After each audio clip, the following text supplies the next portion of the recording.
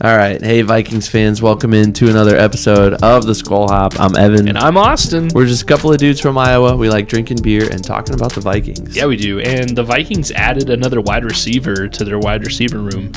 Might be one of the best rooms in the league. Evan, what are your thoughts? Yeah, I'm pretty excited. Should be a good addition. And if the stats say anything, he should be up there in terms of Vikings receivers.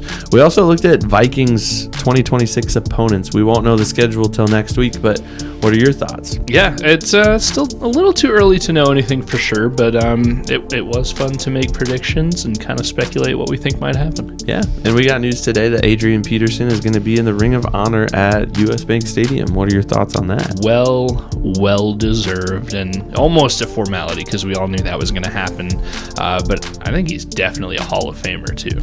I think this beer might be a Hall of Fame beer. Join us for episode 138 of the Skol Hop to figure out what beer we're joining, and grab a cold one wherever you are and join us. Skol. Skol.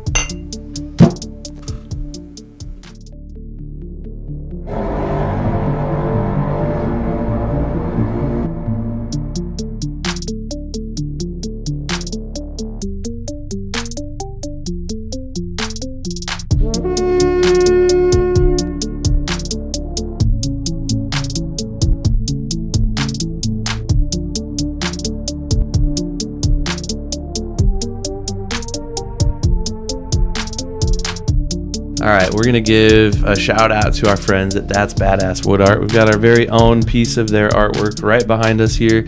It is the focal point of our Skol Man Center right here. And we like those guys over there. Yeah. So if you do, we encourage you to check them out. Go to their website. We'll have it listed here below if you're watching us. That's badasswoodart.com. And you can use our promo code for 10% off any and all orders. The promo code is SKOLHOP.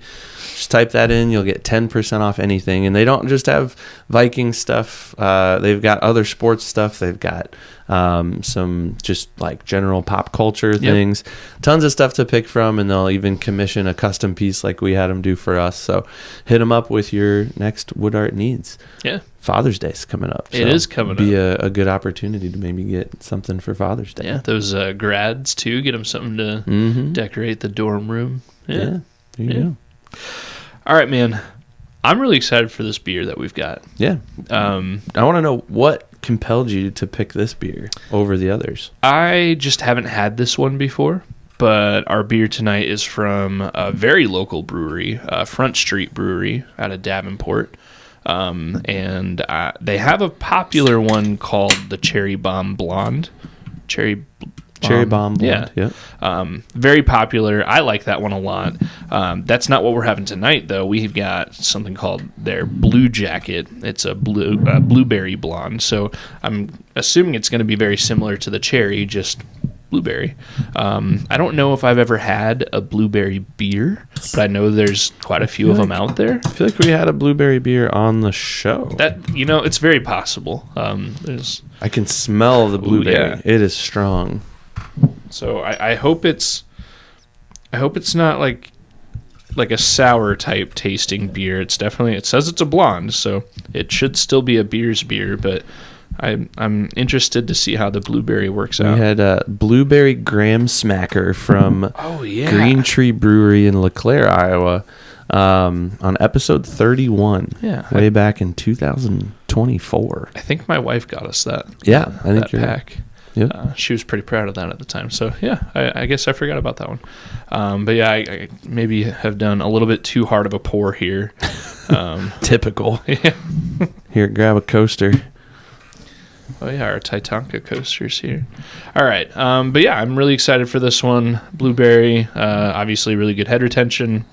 It looks like a beer, It's got nice golden color, blonde color. Yeah, it's kind of got some sediment that I'm seeing kind of just a little bit like floating in there, which means there's a lot of flavor in there. Yeah. So say we dive right in. Let's do it. Skol.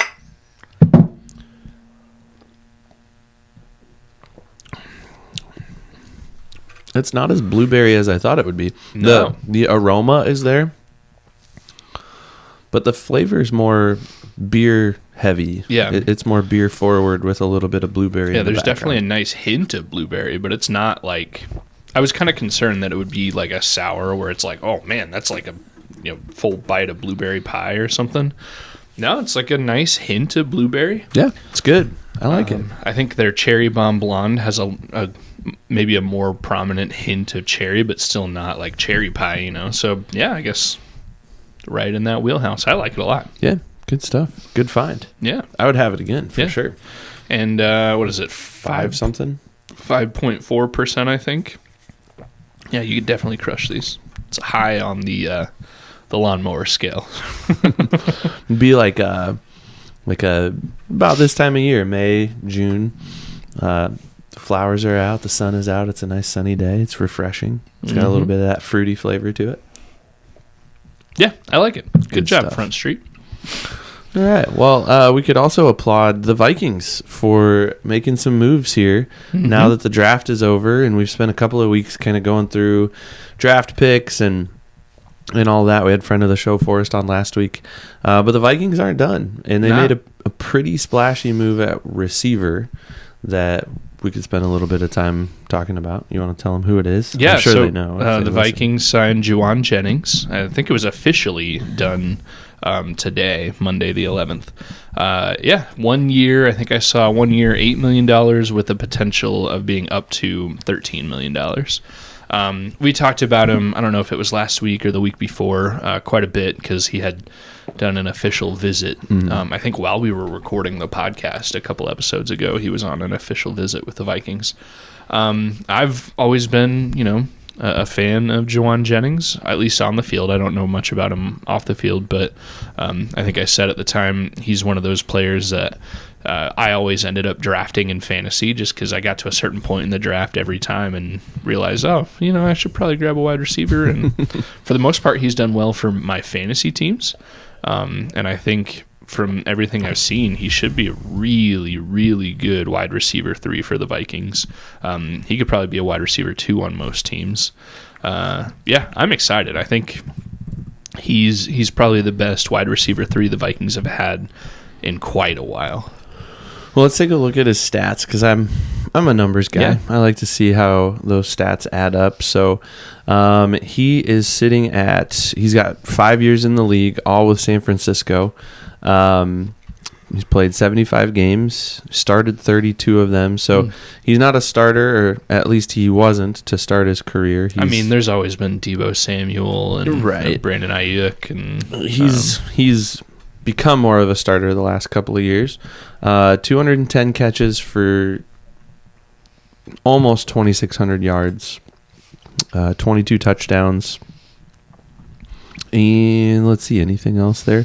Yards per game, 34.4. So, yeah, I like that. I think his at least yardage numbers, they seem to stack up really well with Jordan Addison, who also seems like I think Jordan Addison, his stats are maybe a little bit better too.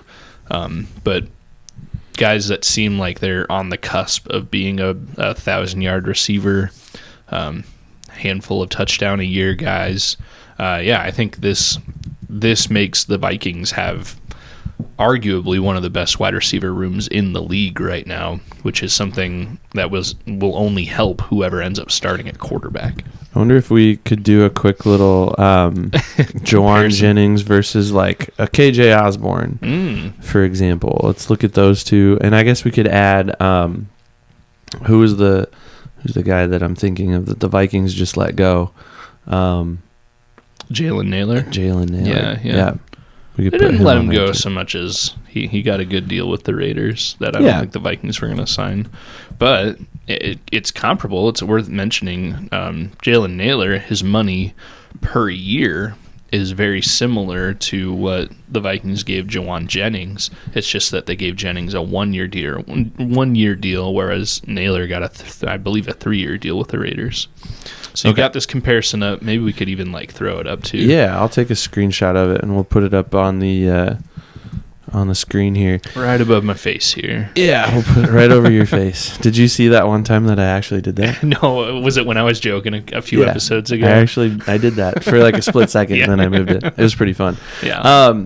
So Jauan Jennings actually leads all three of these guys in most receiving categories. KJ Osborne leads everybody in the rushing categories. Oh, interesting. And Jalen Naylor, yards per game, receiving yards per game, I should say, he leads these guys. Jauan Jennings is not a backfield guy, so doesn't look like he's used to lining up and taking handoffs.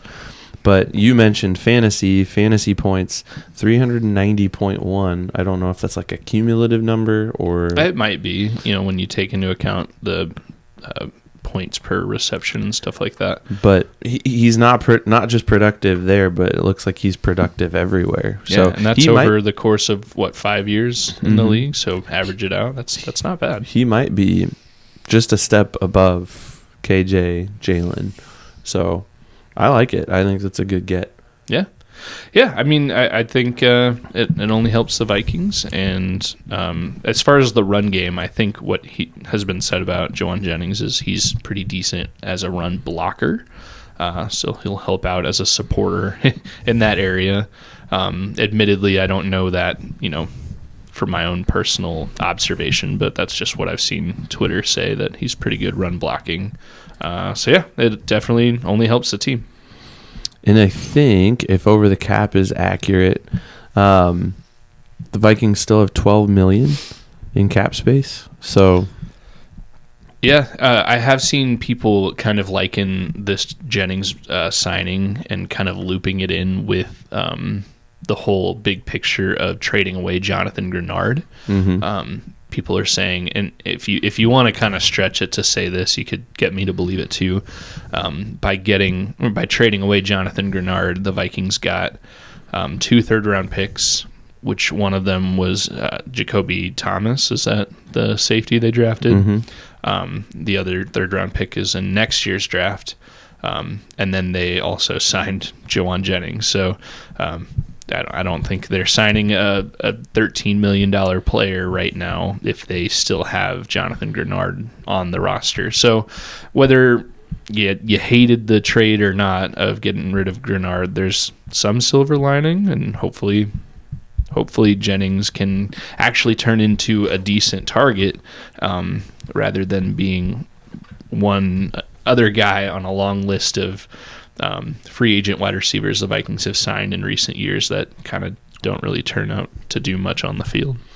Yeah, hopefully he's productive, and hopefully he's the guy that can step in and draw attention away from Addison and Jefferson.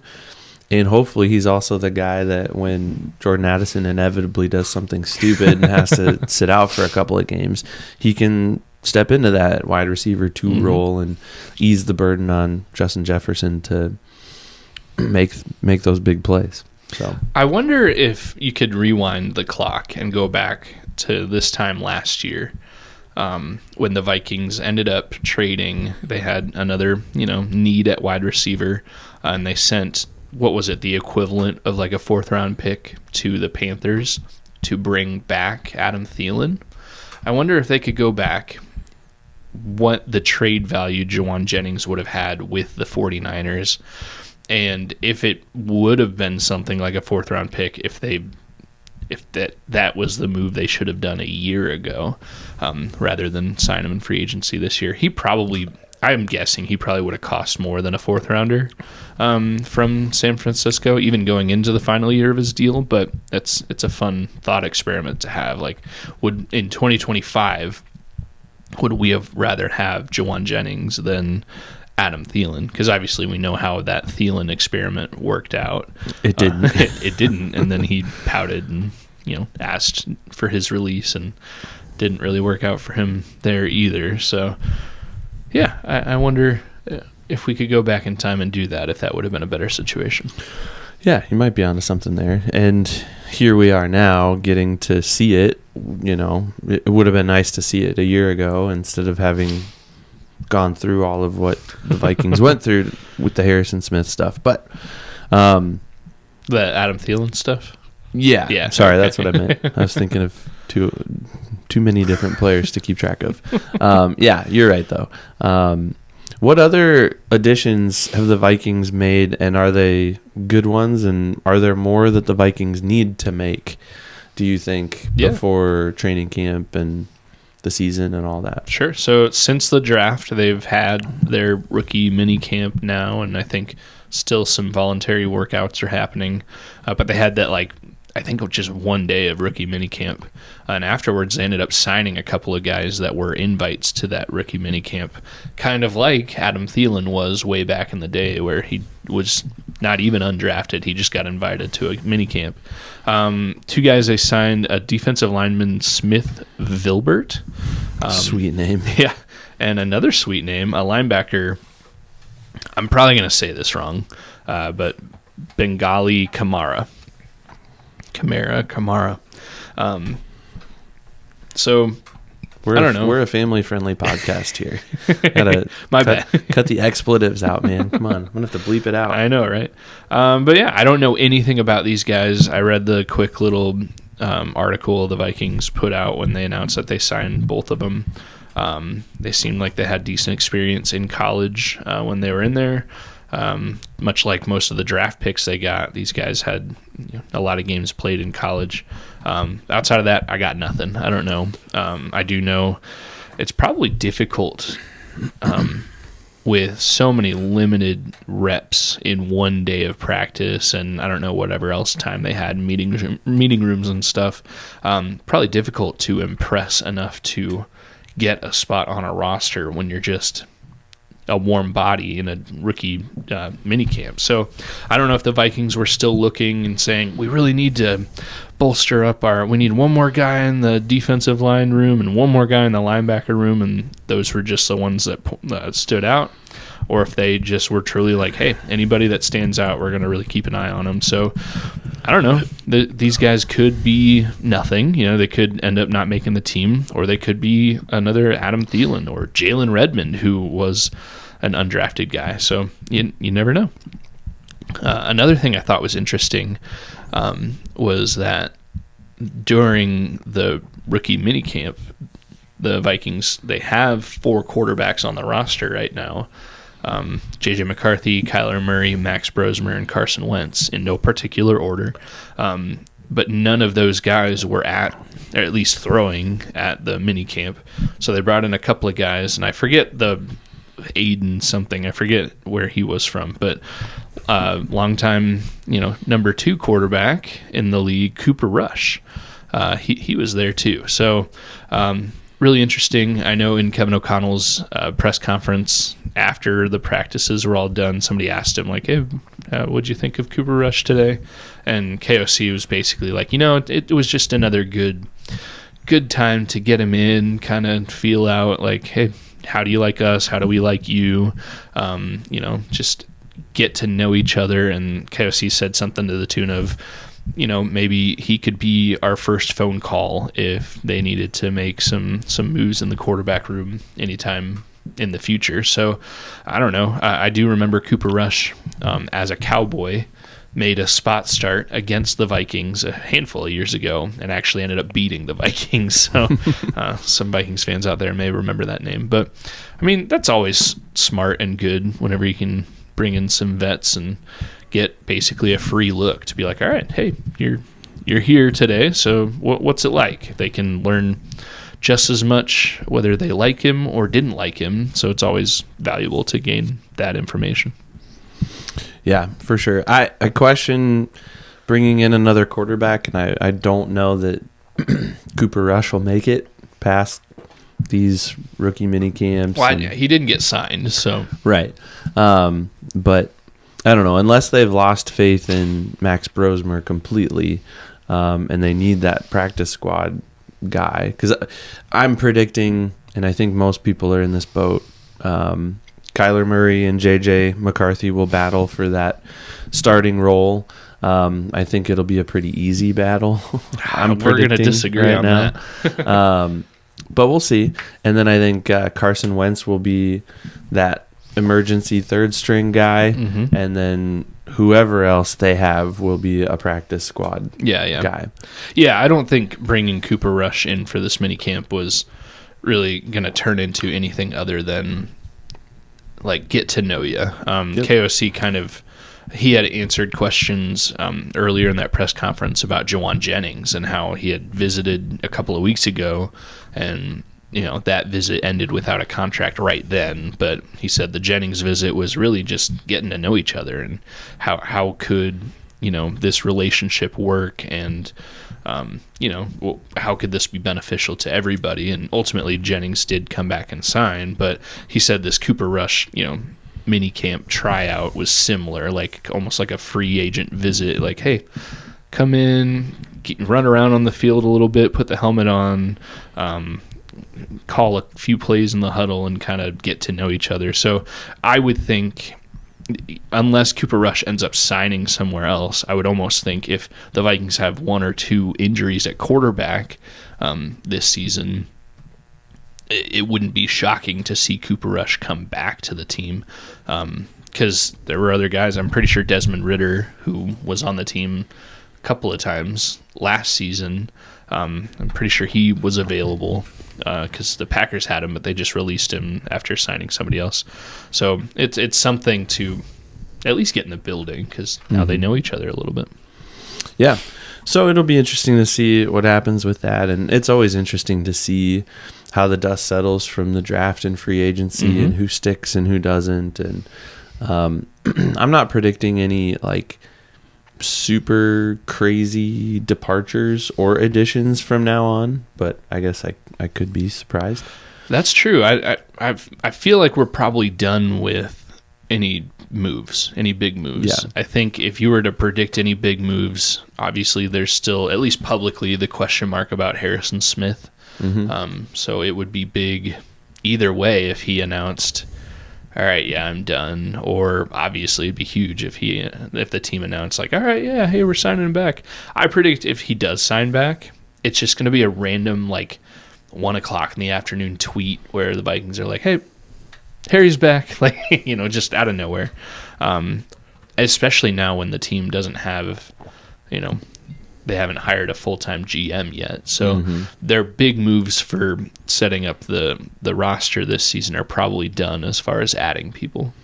Yeah. So it's really just kind of sit and wait and keep your ear to the ground at all the training camp news coming out, rookie mini camp, OTAs, all that stuff. And just, you follow the people that are there, and they're tweeting stuff out and writing articles and whatnot. And yeah, you're listening to the press conferences from the coaches and players, and you're just waiting with anticipation for September to roll around. Yeah, because now we are entering the time of year, at least as far as the NFL is concerned, where you don't want to hear names of your favorite team's players in the news.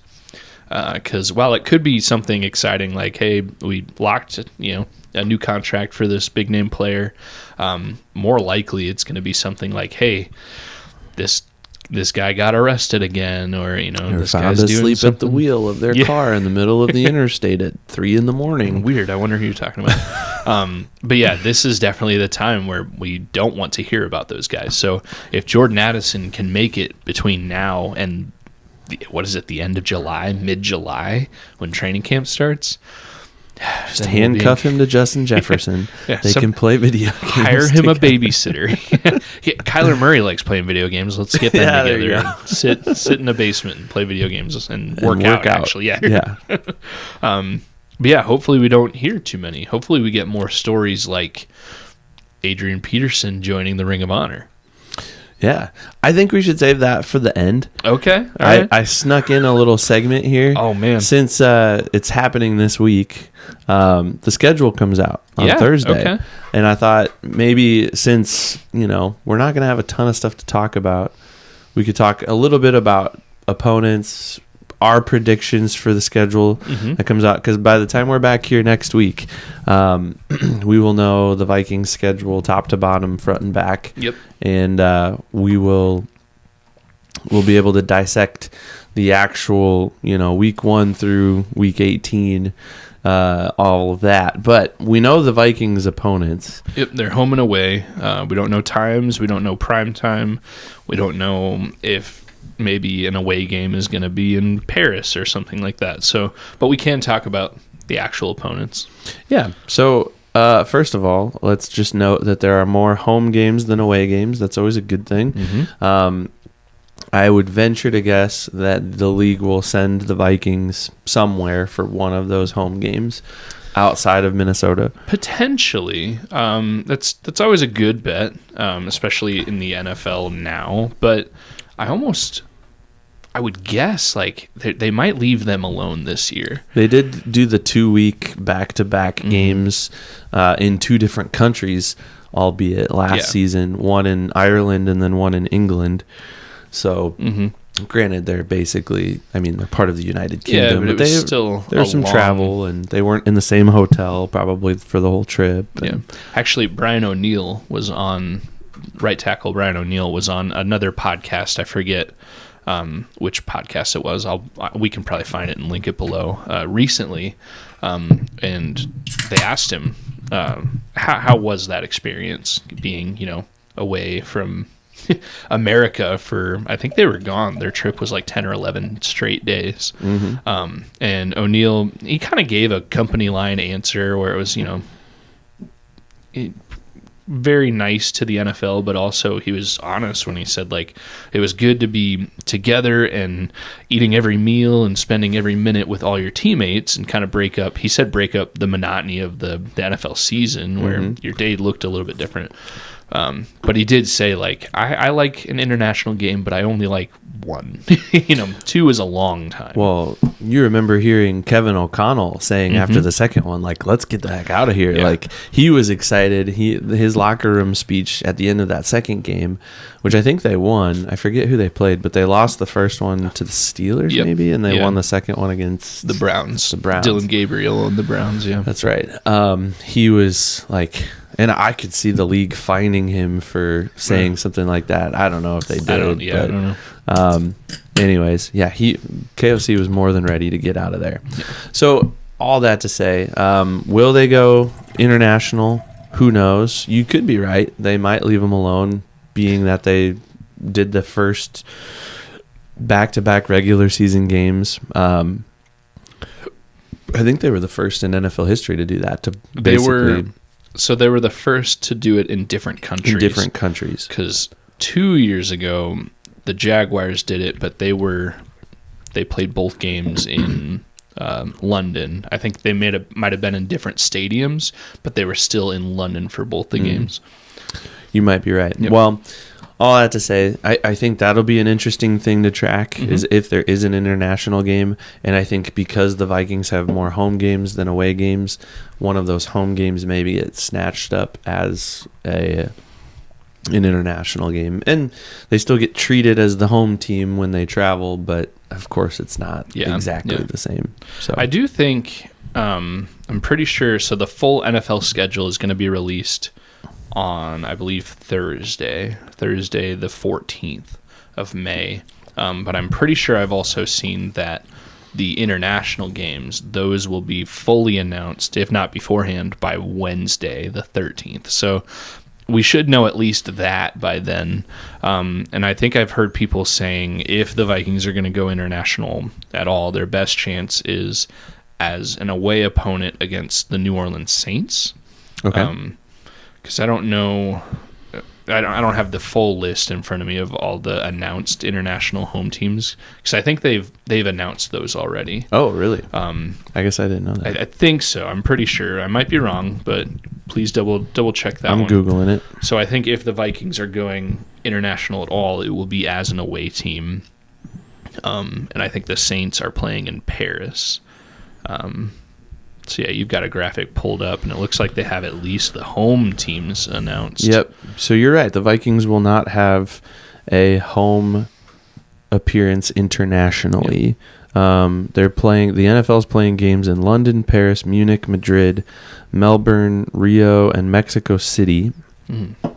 They're They're playing 3 games in London, 2 of them by the Jaguars as the home team. So I would assume those will be back-to-back weeks like the Vikings did, perhaps in the 2 different stadiums. Because there's Tottenham Hotspur and then there's Wembley that they play in London. And I'm assuming, well, I think the Tottenham isn't London, it's Tottenham. But, either way, it's all very close. So there have been 2 games that have already been announced with both opponents. Baltimore will play Dallas. Dallas is the home team in Rio. And then San Francisco plays the Rams. The Rams are the home team in Melbourne, Australia. So the other home teams are, we've already talked about the Jaguars, the Commanders, the 49ers, the Saints, the Lions, and the Falcons. So the Vikings won't be a home team. So that means there are 9 games at US Bank Stadium. You know what that means? We got to go to a game. Yeah, we got to get up there. We've attended the most recent game at US Bank, the end of the season Vikings-Packers game where the Vikings won. Now the Packers were playing like third stringers at best. Yes. But they still won. We can say that we've attended a regular season Vikings-Packers game when the Vikings won. So that's always fun to say. Yeah.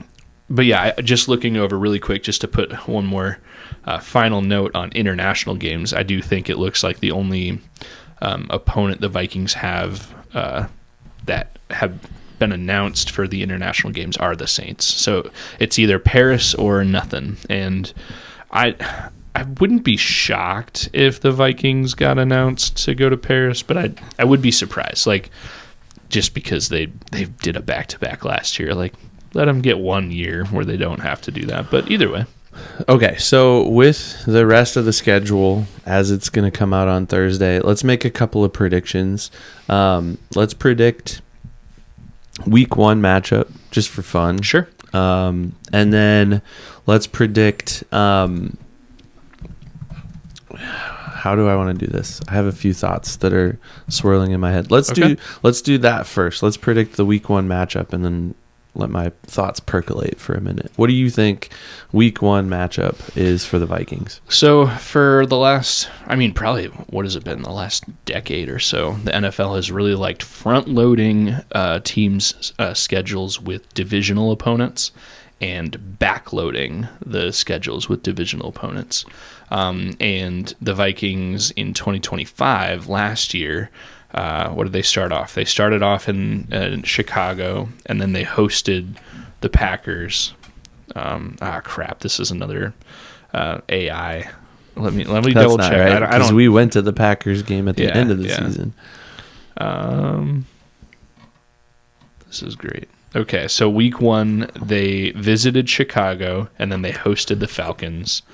And I was trying to think. Yeah, they didn't have another division game for a while until week 9 at Detroit. So all that to say, I'm predicting week 1 to be hosting Green Bay or hosting the Lions. I think it'll be a divisional opponent, probably not Chicago because it was Chicago week 1 last year, and it was also away last year. So overall, I think the Vikings, they played in Chicago and in Green Bay pretty early on in the season when the weather was still warm. I'm predicting it to be flipped this year. They're going to play in Chicago and in Green Bay later in the season when it's cold, which is cool. Like I like outdoor games, but that's kind of my overarching prediction. So if I have to pick one, I think it'll be, let's just say they will host the Packers week 1. Okay. So that answers my second question then, because I was going to say, when is the first home game? And so you're thinking week 1 is the first home game, and it's against the Packers. I think you said they were on the road at Chicago last year to start the season. Okay. That was JJ's breakout. That's right. He won Offensive Player of the Week. He had a great game. He threw a pick 6 pretty early on. He had a great fourth quarter. Yeah. Yes, I remember that now. I'm going to predict maybe that week 1 isn't a home game. Okay. And I'm going to think that the Vikings are going to go on the road somewhere kind of far away. And maybe like a more challenging opponent just to, see what Yeah, happens. because nothing says it has to be week 1 divisional opponent, just early season divisional opponent. So I'm going to say the Vikings go to New England and take on the team that was in the Super Bowl last year. Drake May. All right. And yeah, I think that's week 1 away. And then week 2, I'll say, is home against the Lions. Okay. Because I'll go opposite you. You said Packers or Lions. You said Packers week 1. I'll say Lions week 2. Yeah, and that's another thing too. The Vikings hosted the Lions on, was it Christmas Day last year? Yep. So late in the season, it was like their second or third to last game. So that would tell me, hey, they're just going to switch it up. Mm-hmm. So if they're going to host the Lions, it'll be earlier in the season. So I'm a high school coach, and that's kind of how high school games work. Like, you typically do a home and away series with your opponents in your conference. And this year it'll be, this way. It'll be A, B, C. And then next year we'll go C, B, A. We'll just kind of flip-flop it. And that way it keeps things kind of on a rotation. It's easy to plan and schedule, but it's also different, and it's not the same exact thing every single year. Yeah. So, all right. One more just like really off the wall prediction. Surprise win and surprise loss on the Vikings schedule. Who are those opponents? Just we'll do our official pick 'em later on. Sure, yeah. We can definitely change our answers, but so I think there's going to be, and this is just my personal opinion, I think a surprise win is going to be the home game against the Buffalo Bills. Okay. The Vikings, Justin Jefferson has always weirdly played well against the Bills. Mm-hmm. We have that magical, unbelievable game from, was it 4 years ago, 4 years ago? Jefferson climbs the ladder. Yeah. The catch of his life. And then Eric Kendricks recovered a fumble in the end zone because they were so close to the end zone that Josh Allen couldn't even kneel the ball. I'm just going to... To me, that'll be a surprise win, but I think, any of these games, they could win or lose any of these games. That's why they play them, There's always... We're just like, this is like Kalshi predictions right now. We're just throwing stuff at the wall. Yep. And I'll say a surprise loss. It'll be an away game against the Jets. Ooh. Yeah, just because that would be probably, looking at the schedule, the most surprising loss that they could have. And, I mean, any team can beat any team any Sunday. So. Prop bet on that game is Geno Smith, the quarterback for the Jets, when the Vikings play the Jets. And that's a good question because all we know is home and away. We don't know. That could be week 1. They could be in New York or East Rutherford, New Jersey, week 1.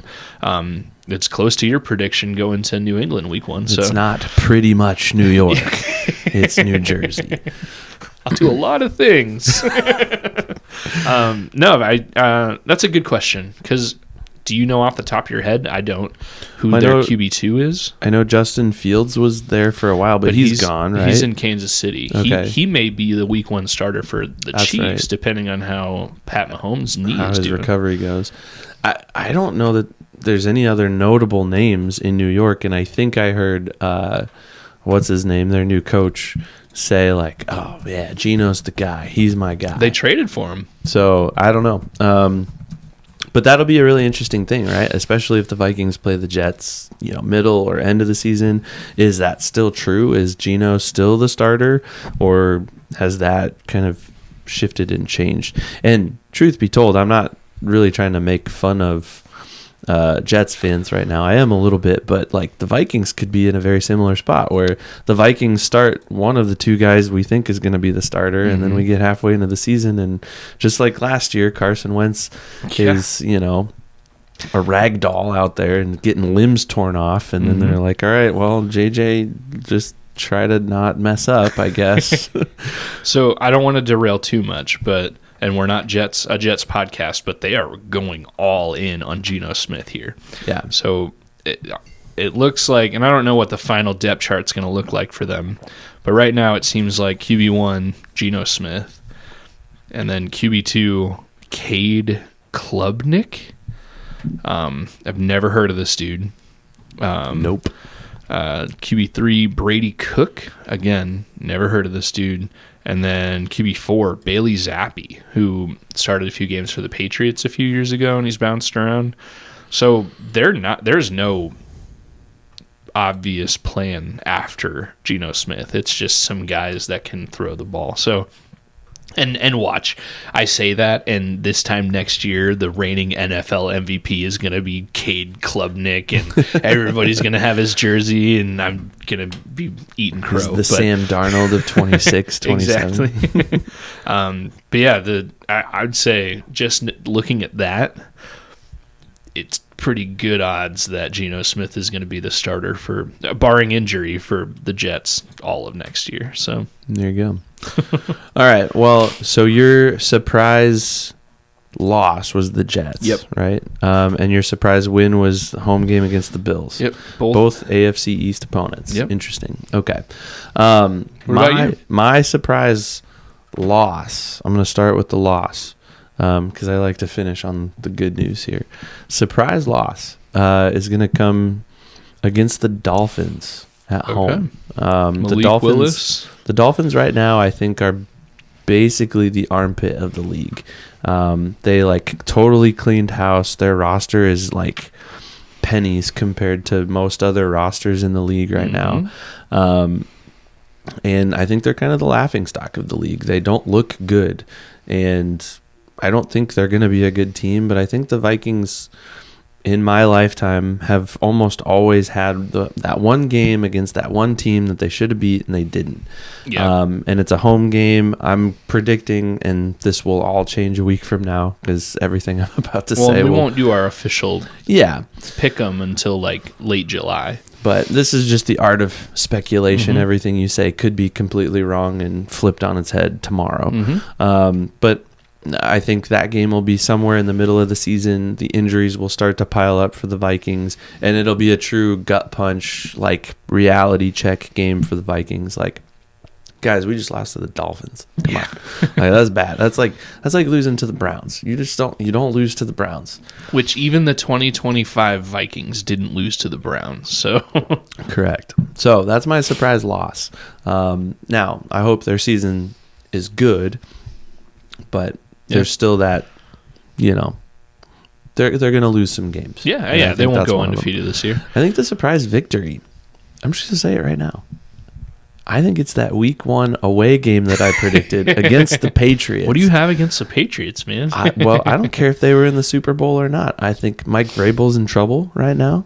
I don't know if they're going to keep him around. Maybe they will. I will say, I think if they were going to straight up fire him, that would have already happened. He missed a day of the draft. The head coach of an NFL team was away from the team during the draft. That is kind of crazy. That's wild. He's gonna show up and be like, "Who are you?" Well, and he had a public appearance, maybe draft related, after the draft was over, and when he was walking in, it was at a actual event with people there. He got a standing ovation as he was walking in, dude. That where are we? Good. Yeah, where are we as a society where that's anyways, I don't know. I think maybe some of the drama surrounding that, and there's always that Super Bowl hangover, and I know they lost the Super Bowl. I know the Patriots didn't win, but that Super Bowl hangover is real, and I don't know. We've seen it all the time, right? These teams, especially maybe even teams that lost the Super Bowl and then come back thinking they're going to run the table and win it all the next year. They come in with such high expectations, and it's Super Bowl or bust. And then they come in week 1 and they just lay a big fat egg. And that's where I think the Vikings have this opportunity. Nobody's really looking at us. We're not expected to win the division probably. We have this really interesting quarterback battle. We do have some good talent on our team, and we've made some good moves, but the defense will be interesting with some pretty significant turnover there. The offensive line has seen a lot of turnover there.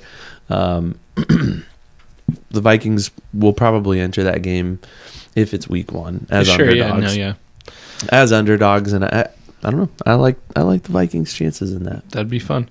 We have seen a situation where a high-profile person connected to the team is suddenly wrapped up in extramarital affair or situation, and after high expectations, it turns out to be terrible in the 2010 Vikings. Remember Brett Favre? I think Paul Allen always jokes like, hey, if Snapchat had existed in 2010, the Vikings would have won the Super Bowl. Oh, gosh. But, I mean, Brett Favre had all that stuff. I think Ben Lieber has even said in the past, like, yeah, it was a distraction, like more than you think it would have been. And the Vikings 2010 season derailed after being one game away from the Super Bowl the year before. So there's not nothing to it. I mean, anytime your head coach, this is a big deal. Like, and it seems like everything they try to do is to try to move on from it. But like, ESPN's not going to let this go, and like people aren't going to let this go. The jokes are going to keep coming, and it could be a looming cloud over that organization at least this coming season. So yeah, you're probably not wrong. Well, all of it is speculation. We'll see what happens. Everything we just said will probably not even be correct a week from now, That's and fine. that's okay. But it is fun to talk about, Yeah. and I'm excited to see what the schedule is like, and I'm excited to put our picks in for a 4th season Yeah. on the podcast. That'll be fun. Track wins and losses, and yeah, it's going to be good. Real quick, just to kind of wrap up the schedule and upcoming season thoughts, at least for this episode, I want to ask you, as things sit right now, early May, so we don't even know dates and times of these games,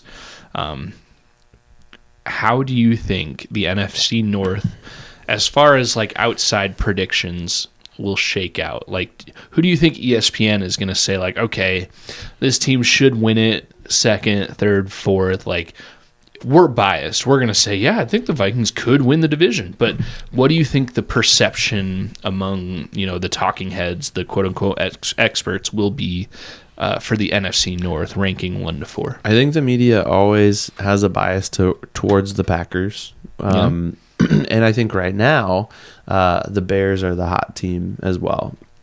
So I think the pundits will say Packers, Bears. It's going to be a toss-up. Either one of them could win the NFC North. And then I think they'll say it's really a toss-up at the bottom half. It could be the Vikings. It could be the Lions. It could, and I think they might say this could be the division that gets 3 teams into the playoffs. It's happened before. It was close and it was, last year. And it was really close.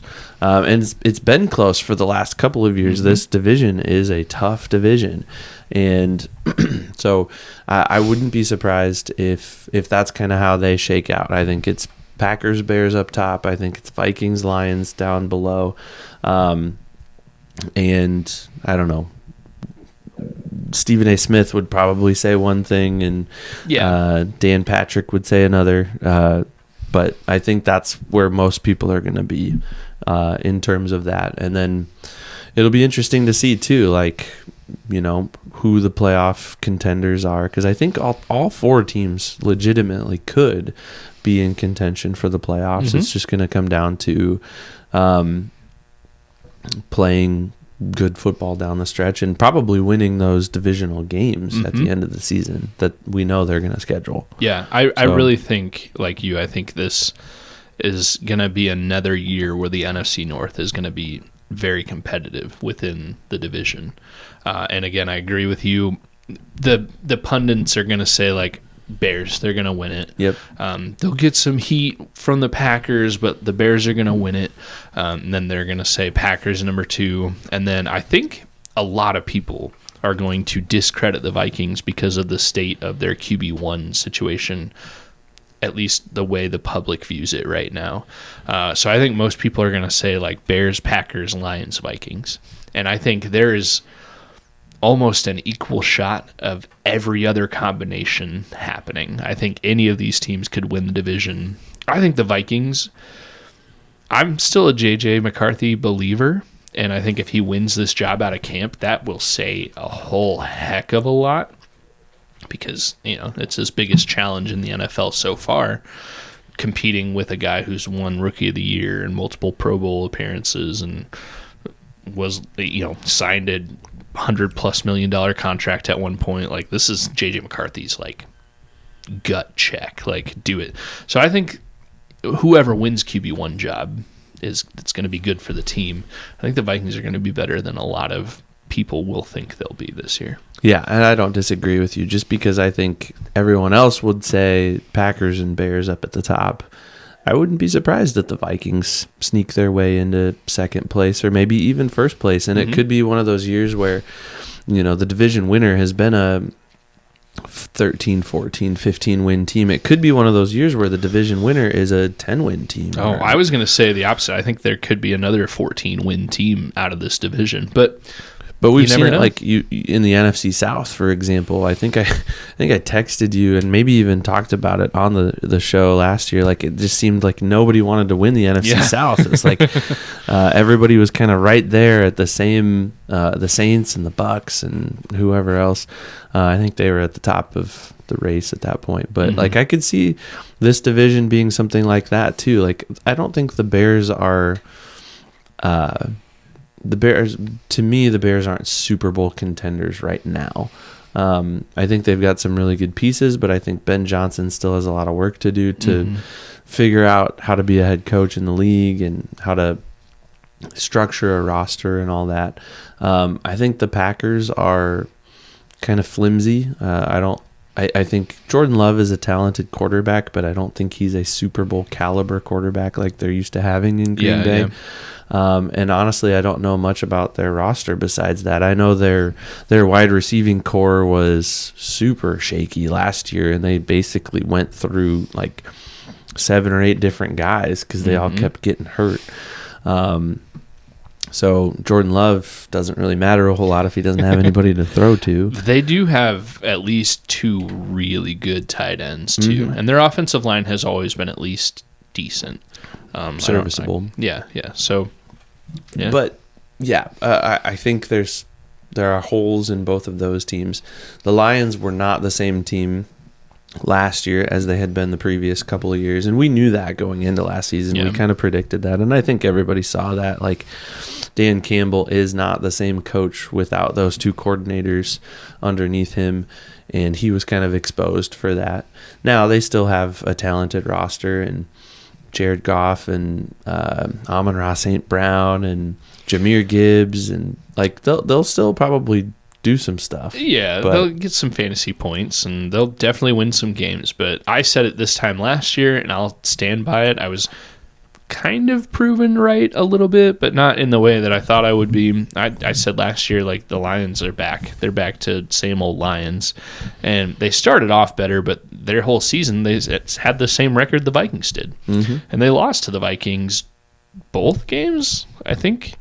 I know Christmas in Minnesota they lost, and I might be wrong. I think they... Yeah, the Vikings swept the Lions. Yeah. So, year. Which, it's not like they blew them out either game, but still, I'll still stand by it. I think the Lions are back to the same old Lions. Yeah, they're not. They're probably a perpetual 8-win team rather than a perpetual 3 to 4 win team like they had been most of our lives. But they're still not. They're not going to be. Their window that they had a few years ago is closed.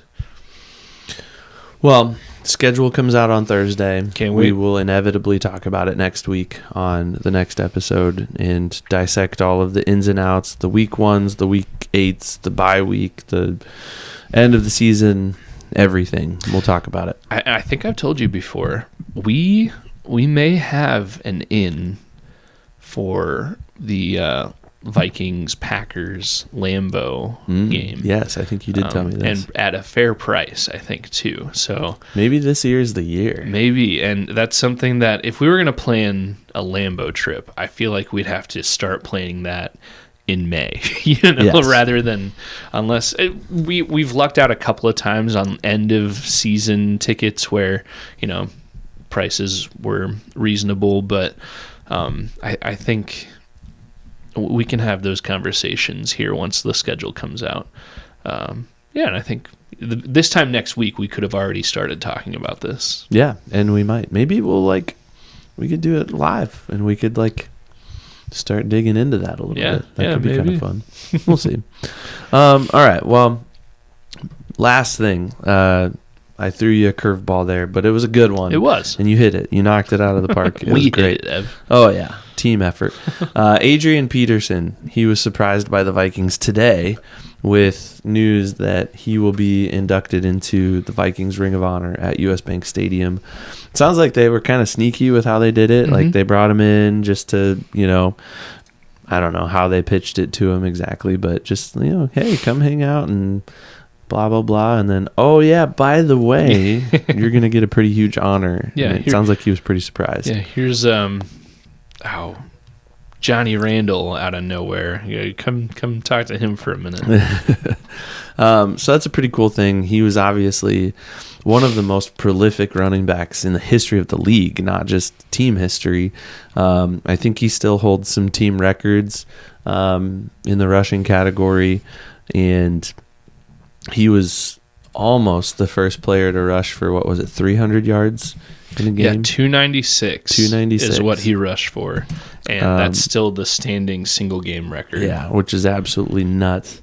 So, thoughts on Adrian Peterson, his career, and I don't know, maybe what's your favorite moment? Adrian Peterson wise, I obviously huge fan. I know he had the off the field stuff that isn't very nice. It's kind of icky. You don't love to dwell on that, but he was drafted in 2007. We were sophomores in high school when he was drafted, so the perfect age to really be huge fans of an NFL team. Adrian Peterson instantly was the best. And we always heard his entire career he's got a bone-crushing handshake, and he's just this physical specimen that he could break his leg and play in a game the next week. He was just a one of one, truly. And I think honestly, deep down, a good guy. Now, again, off the field stuff, can't take it away and wouldn't want to. But I was trying to look up his NFL records. I don't know how many records he has, but I do know that single game rushing record, 296, his rookie year. That's less than crazy. 16 games into his career, he puts up the most ever in one game. And I'm pretty sure he not only holds the single game record for most rushing yards, he has the most rushing yards in a single half, because the first half of that game that he got 296, he ended with 50-something yards. So he got 240-something yards in one half, which is wild. That's crazy. Yeah, he's one that I could sit and watch highlights of him all day. You asked me, did you ask my favorite Your play? favorite Adrian moment, any of the moments? It came in a game that the Vikings ultimately lost, but it's the one where he just trucked over and literally ran over that Pittsburgh Steeler, and it wasn't even a rush. I think he caught a pass, turned, lowered his shoulder, and dropped down. I think it was William Gay for the Steelers, and trucked him down to the ground, and then just ran him over. That's probably my favorite. There's a couple other ones. There's maybe one specific one that you might say, and if you don't, I'll say it next. But yeah, that's my favorite single Adrian play. I think my favorite moment has nothing to do with, it has something to do with, I guess, his football career, but it had nothing to do with the NFL. It was a bad lip reading. Did you ever watch those videos? Yeah. And he was being interviewed after the 300-yard game, or near 300-yard game. Or was it the 2,000-yard season where he was? Or maybe that was it. It was one of those two. And I think it was Pam Oliver was interviewing him, and then on the bad lip reading video, he said something like, an orange peanut for me. That's my favorite Adrian Peterson moment, and because it's really funny. I think in reality, he was saying something he was reacting to finding out that he was 9 yards short of what it the was. Single season record. That's exactly what it was. Yeah, that was funny. The one I thought you were going to say was that rush he had against the Browns in the first game of the 2009 season.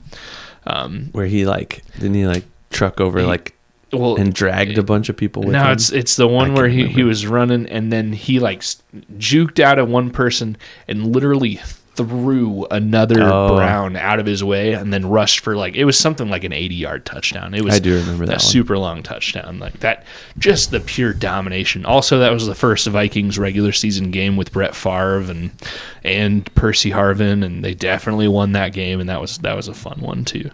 Yeah, heck of a player. Go ahead. Do you remember the commercial? It was like a fantasy football commercial. Or no, it was like a commercial about watching games on your phone, maybe NFL Network or something like that.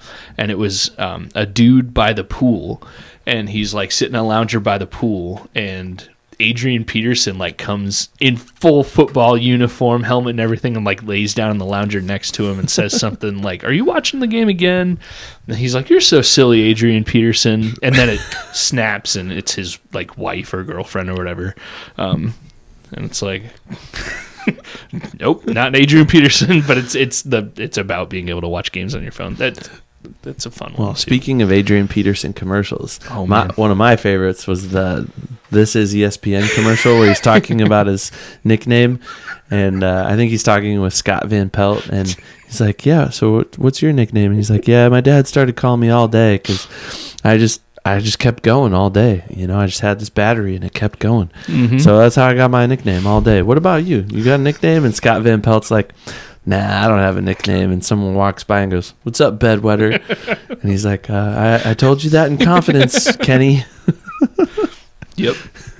So all that good commercial on top of him being a great, maybe the best ever. I think he's the best running back in the history of the league. But obviously I'm biased. Evan, I've got a little bit of a question for you here. Oh boy. AD, he played for 7 NFL teams. Can you name all 7? Doesn't have to be in order, but maybe in order would be easiest. Can you name all 7? Cue the dial-up internet noise, because this is going to take me a minute. Well, I think you got this. All right, team number 1, the Vikings. Whoa. Okay, you got it. I know he played for the Saints. Was that team number 2? That was team number 2. Okay. Yep. I also know he played for the Titans at one point. Okay, yep. I think I might have gone out of order. I'm not looking. Okay. Let me... but I know he played for the Titans at one point. Okay, you got Vikings, Saints, Titans, yes. Those are in order? Not in order. Not in order. Okay, but I've got the teams. Mm-hmm. We'll just give up on the in order part. I think he played for Seattle. He did, yeah. Okay. I think he played for... Did he play for the Cowboys? He did not. Yeah, okay. Did he play for Carolina? Nope, he did not. I did see him at a game in Carolina, though. Interesting. Playing for the Vikings, of course. He played for 7 total teams. Yep, you got 4 of them. We got 4. The Vikings, the Saints, the Seahawks, and who was the other one I guessed? The Titans. There was one other team that he was probably second most successful with in his career. He played for the Lions. Oh, yeah. Okay. I know that. Mm-hmm. That's not the team you were referring to, though. Nope. He only rushed for 1,000+ yards in a season with 2 teams, one being the Vikings, the other one being this other team. Okay. I don't think it would be the Falcons. I don't think it was... Can you tell me AFC or NFC? Both of the final 2 NFC. NFC, okay. That narrows it down a little bit. I don't think it was the Falcons, right? I thought I was pretty sure he played in Dallas because I know he's from Texas. One of the teams is in Dallas's division. Okay, so in the East, the NFC East. The Eagles? Oh, man. No. Okay. You're halfway there. So then it's, well, shoot, who else is in that division? I don't even remember. They have a different name now. Oh yeah, the Commanders / Redskins. But it was the Redskins when he played for them. Okay, Yeah. so the one Redskins, more. And the final one, he played for in the same season that he played for with the Saints, which was his first season not on the Vikings. He started with the Saints and then finished the season with a different team. Also an NFC team. Correct. Yeah. I don't know. Man, you might not actually get this. I might not know. Southwest team. Southwest NFC. Arizona. Yeah. Okay. Do you remember that, or was No. it just okay? Yeah. No, honestly, I don't really remember him playing for most of those other teams. I think I remember him playing with the Saints. I remember him playing with the Titans, and I remember him briefly with the Lions. I don't think he was with the Lions for very long. Yeah, I think he and Everson Griffin were both on the Lions at the same time, which is interesting. Right. And that was 2020, the COVID year. Interestingly, his first game as a non-Viking with the Saints was in Minnesota against the Vikings. I think I do vaguely remember that. Yeah. It's kind of crazy. Yeah. Well, he was a heck of a player. I think it's a well-deserved honor, and I don't think any other organization is probably going to extend anything like that to him. No, he didn't really contribute anywhere else. By far and above the best with the Vikings. Pro Football Reference has his AV, his second best AV, approximate value as a player, with a team was 13 with Washington. And then next, his first best was 106 with Minnesota. And truthfully, anytime you see a guy with 100 plus approximate value from Pro Football Reference, that's where you're starting to talk Hall of Fame territory. Like that's an average of 10 a year if the guy plays 10 seasons, and that's 10 is good. You know, that's Pro Bowl level. That's a really good player. So I think Adrian, his first year of eligibility for the Hall of Fame is the next class, 2020. Maybe it was this class. I might be wrong, but it might be the next class, 2026. Yeah, because you got to be 5 years out, and he played with the Seahawks in 2021 and the Titans.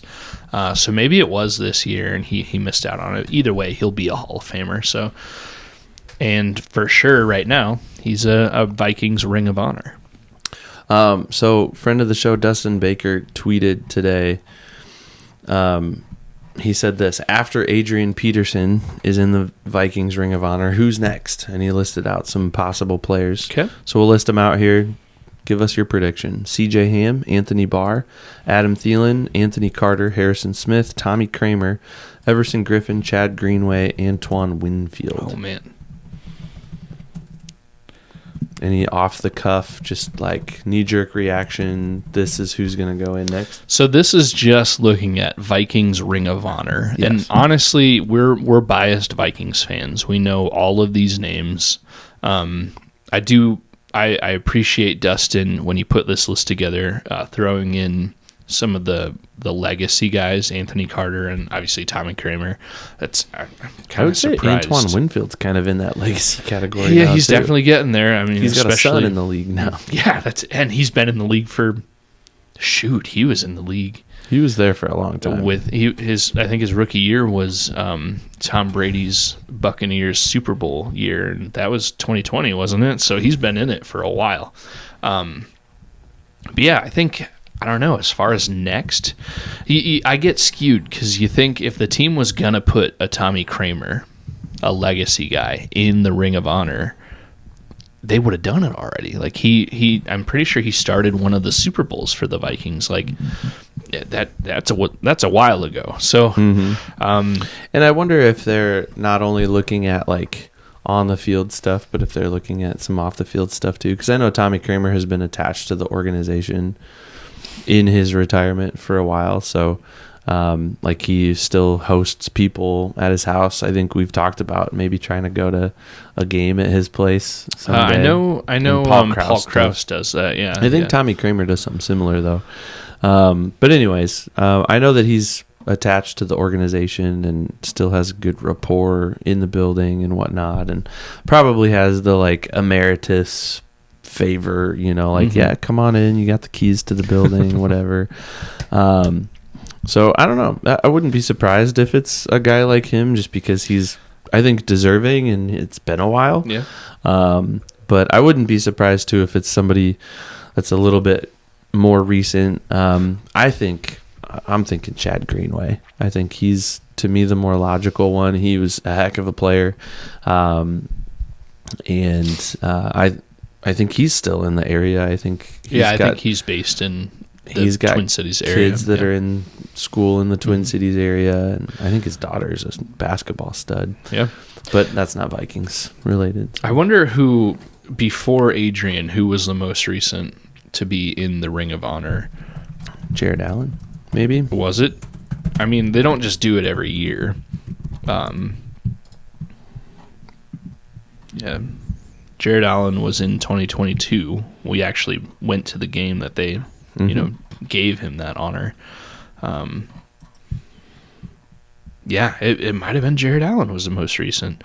And so if that was 2022, Jared Allen's last season with the Vikings was something like 2013 or something like that. I think we were also at the game where Jim Finks that's ringing a bell too. Inducted into the Ring of Honor. So by this logic, Adrian Peterson last played with the Vikings in like 2017, and it's now 2026, and they're putting him in. So it seems like there's a 10-year wait list for guys. I stand corrected. We were not there together when Jim Finks was in. That was October 1998. Oh, man. When he was inducted. But I think they recognized him. Maybe he had just passed away or something when we were at a game. That might, yeah.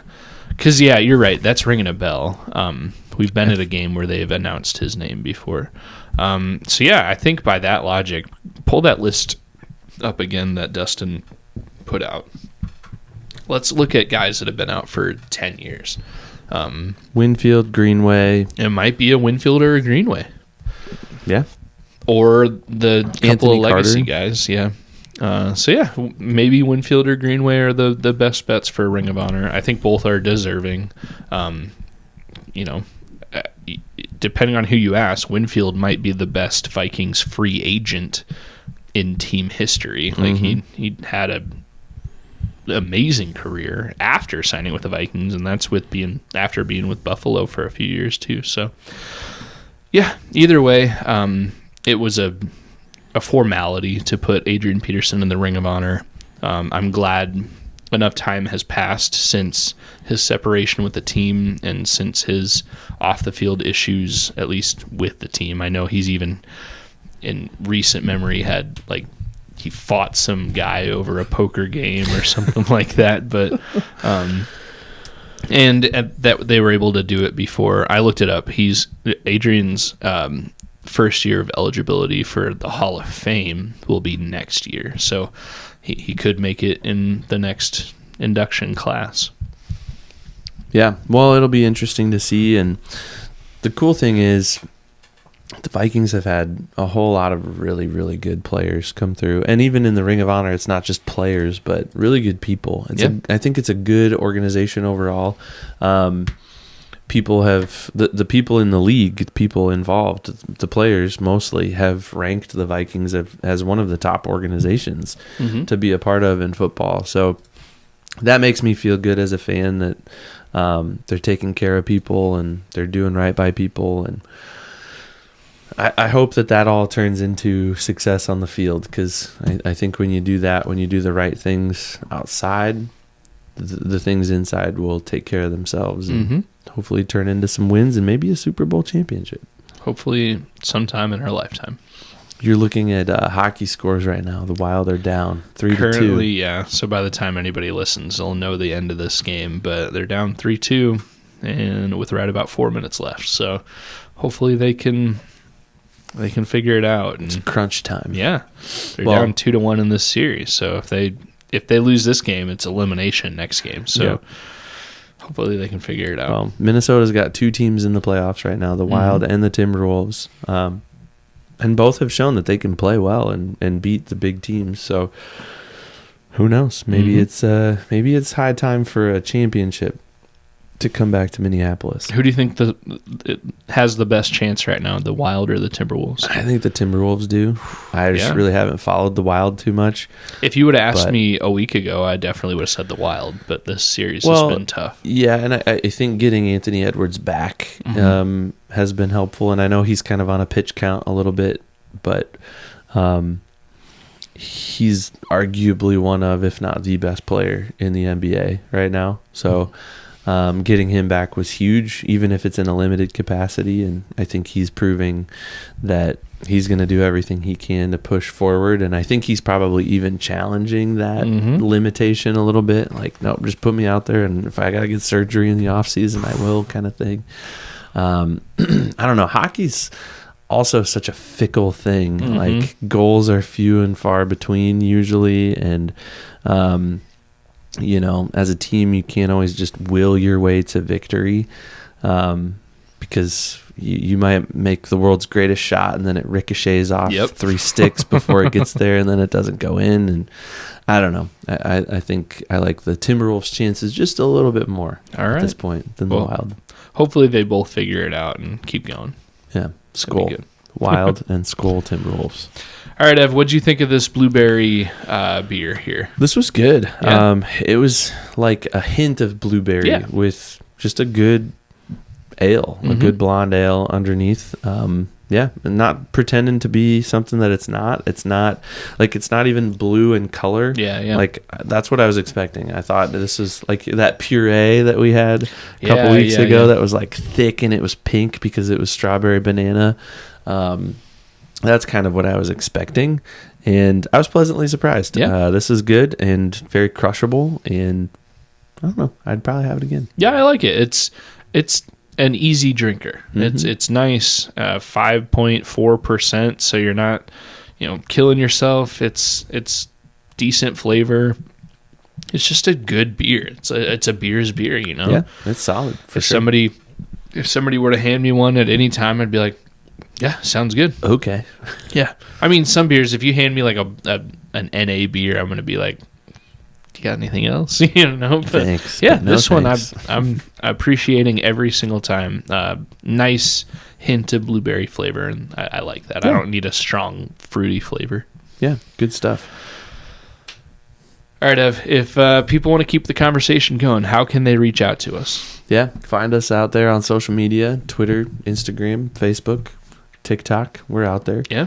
Probably most active on Twitter, I would say. But you can find us anywhere. Watch our podcast on YouTube. It's probably the best place to do that. You can also watch the videos on Spotify. But if you're just listening on your AirPods or as you're commuting or whatever, Spotify, Apple Podcasts, all of those places work as well. Yeah. So, yeah. We need to figure out, I think we need to fix some things to get on every platform. But also I know Apple is starting to let video podcasts happen a little bit easier. Yeah. So we need to get that figured out. But yeah, other than that, everywhere else, if you Google us, you will find us. Yep, just type us into Google, you'll find us. We're out there. All right, man. This was a lot of fun, and we're about to enter a time when there's not going to be, hopefully, knock on wood, not a ton of news. Because like I said earlier, if there's a ton of news, somebody probably got in trouble. Yeah. Well, we have some plans to kind of fill in the time with some non-Vikings specific things. Yeah. Purple punishment related things. Yeah. Should be fun. Yeah. Hopefully in the next couple of weeks we'll get there. We'll have plenty to talk about with the schedule coming out next week, though. That'll probably fill up most of our time next week. Yeah. That'll be fun. All right, man. Good beer. Great conversation. Maybe best episode yet. Skol. Skol.